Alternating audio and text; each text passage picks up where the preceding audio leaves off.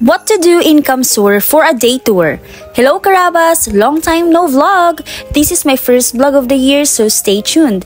Here we are to pick up my friends and Sam and Philip together with Sir Chris of Mayon Rent a Car. Most of my Rabas is always convenient because of the self-driving cars. Pero nagpapadrive.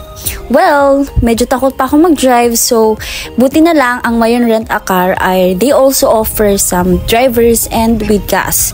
So very convenient talaga when it comes to my gala. Good morning! Good morning! Tama! Ay, bawal ba? Before going to Pili, nag-drop by muna kami dito sa Ligaw para bumili ng breakfast.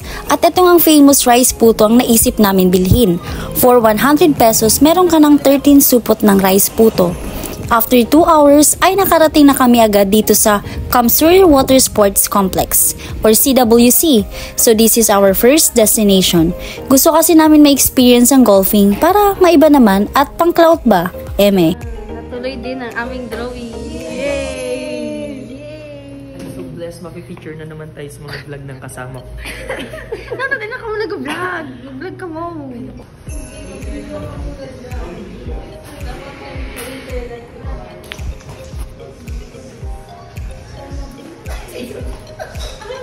I want myself. I love you.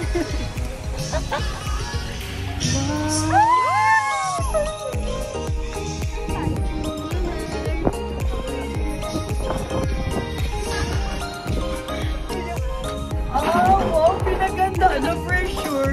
Huwag mo yung susuotin paglalabas tayo. Pang-golf lang yan. Chesa, magayon naman.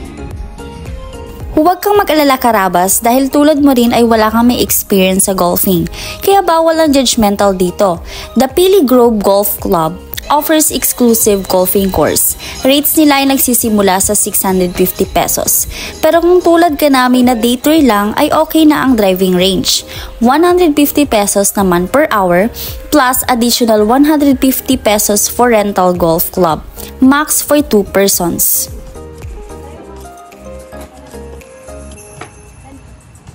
Medyo hirap nga lang ako sa posture kasi naiilang ako sa height ko. Pero so far nakakawala naman talaga ng stress ang golfing. Kasi yung attention mo ay nakafocus lang sa bola. Siguro babalik kami rito at hopefully mas mahasa ng mahasa. So comment down kung sino gusto sumama sa next golfing namin session.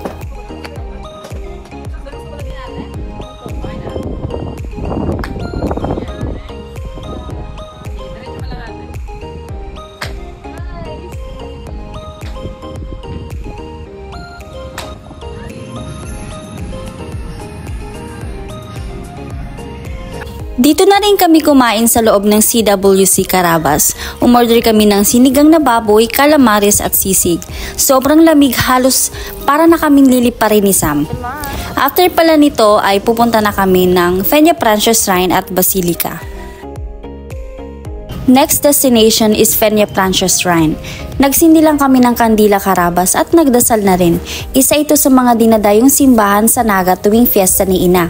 Milagroso at malaki ang pananampalataya ng mga Bicolano kay Ina. At ang Basilica, hindi ko ma-explain pero tuwing papasok ako sa simbahan ng Peña Francia at Basilica ay tumataas talaga ang balahibo ko. Visita Iglesia na ang ginawa namin kasi dalawang simbahan na ang pinuntahan.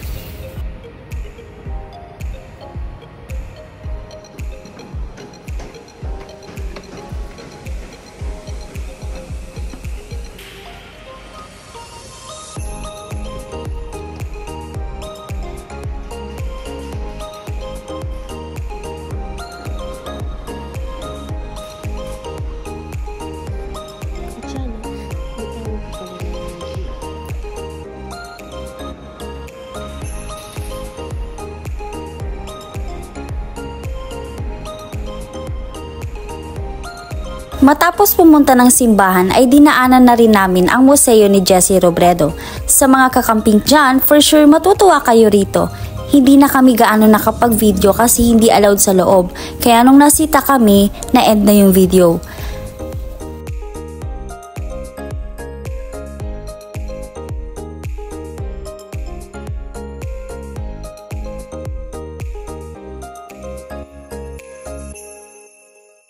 Sumunod naman na pinuntahan namin ang Bicol Science and Technology Centrum. Magkakalapit lang ito sa Sentro Carabas kaya marami kayong mapupuntahan mismo sa Naga City.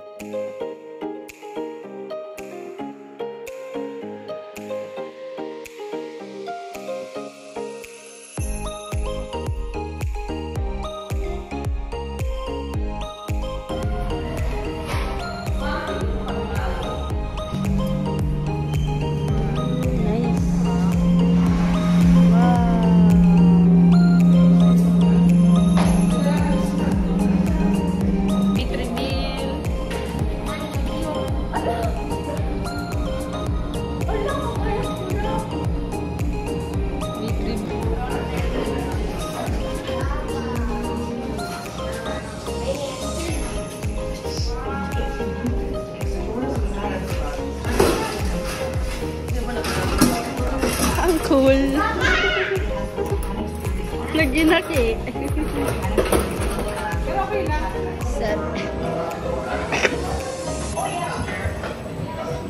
Seven. Malulaon.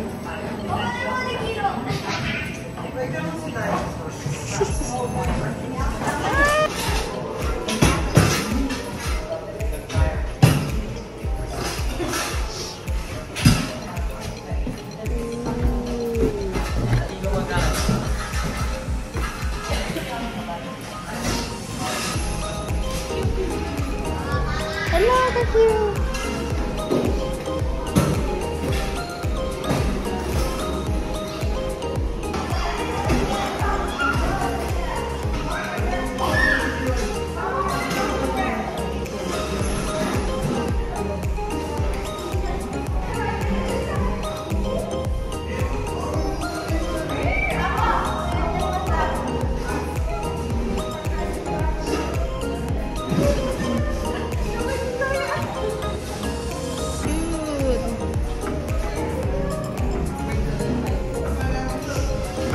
Ocean waves.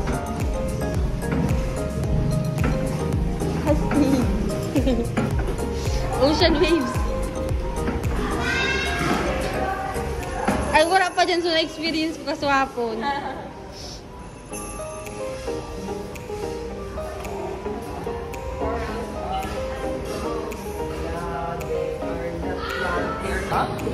Tayo pa guys yung dalawa sa Starbucks. Dumaan rin pala kami guys ng Starbucks at Labbrow Studio in Naga para magpa-facial at skin treatments. Dito din pala ako nagpapagluta, karabas at kilala ang Labbrow sa microblading or ombre brows. Magagaling ang artist nila at quality ang service. For the recap ng ating tour, we visited CWC, Pili Grove Golf Club, Venia Francia Shrine and Basilica, Museo ni Jesse Robredo and Bicol Science and Technology Centrum. Those are the places you can visit in Kamsur for a day tour. Thank you, Carabas! See you next time! Yan. Wait lang.